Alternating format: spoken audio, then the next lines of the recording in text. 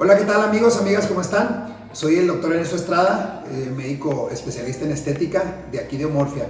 El día de hoy queremos hacer un programa especial porque una de las cosas o de los temas que más nos preguntan cuando tenemos aquí en la práctica a las pacientes es ¿qué es realmente la toxina botulínica y qué es un filler o un relleno? Bueno, vamos empezando por lo más sencillo. La toxina botulínica es una sustancia que tiene más o menos 40 años en el mercado. Es una sustancia que de alguna u otra manera bloquea la manera en la que nuestro cerebro le manda la señal a nuestros músculos para que se muevan, para que actúen. Entonces, hace 40 años a un médico oculista u oftalmólogo se le ocurrió, mediante cierto tipo de pruebas, poder aislar esa parte de la toxina botulínica que viene de una bacteria, el Toxinum botulinum. Entonces él pudo ver que al aislar esa cadena proteínica y si la aplicaba o la ponía directamente en ciertas partes del músculo, el músculo ya no podía mandar esa señal, o mejor dicho, el nervio ya no podía mandar esa señal al músculo para que el músculo se moviera.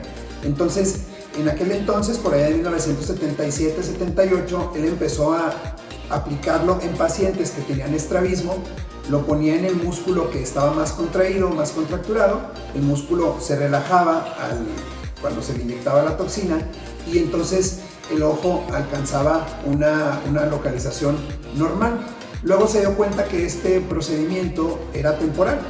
Entonces luego ya llegaron ahí ciertos laboratorios, le compran la patente y es lo que actualmente el día de hoy conocemos como Botox.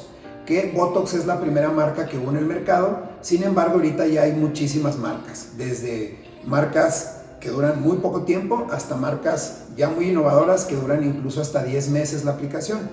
Entonces, lo que hace propiamente la toxina botulínica es bloquear esa señalización que yo les comento de nuestro cerebro sobre el músculo y es transitoria.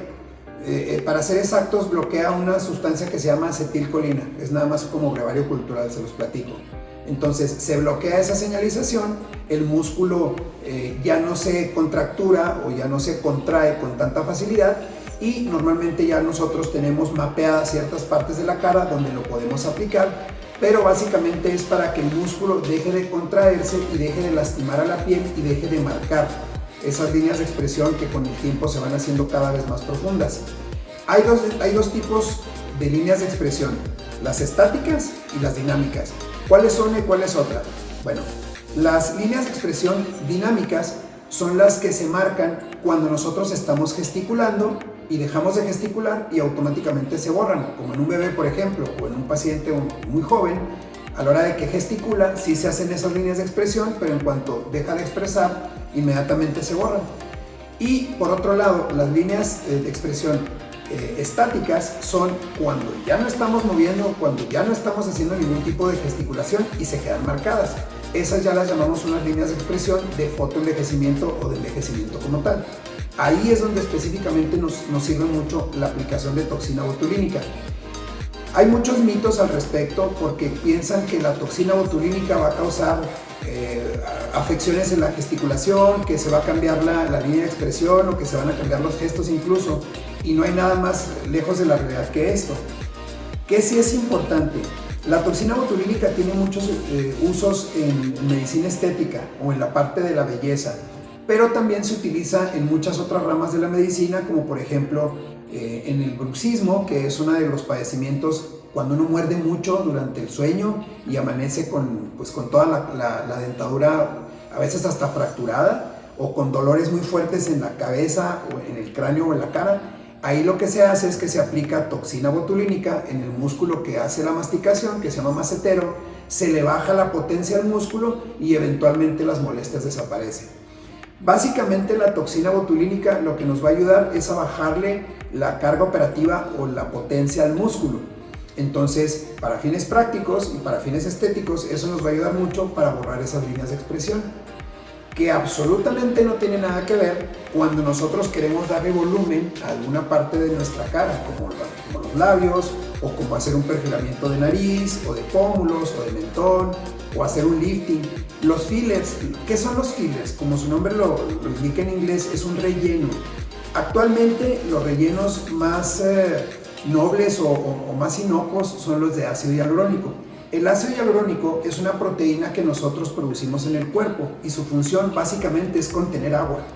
Cuando nosotros pasamos de cierta edad, la calidad de nuestro ácido hialurónico empieza a bajar y empieza a captar menos agua y es cuando la piel se empieza a adelgazar y junto con la gesticulación o el movimiento de los músculos es donde se empiezan a marcar más las líneas de expresión.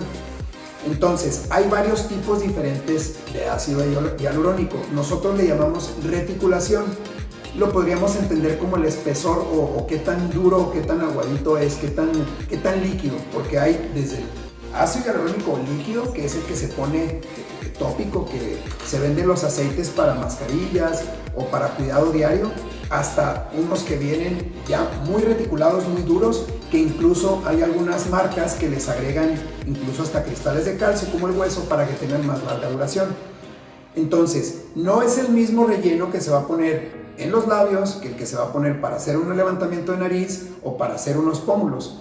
Entonces, se los comento porque muchas veces se acercan aquí a la consulta los pacientes y me dicen, oiga doctor, si me queda ácido hialurónico en los labios, ¿me lo puede poner en la nariz? No se puede.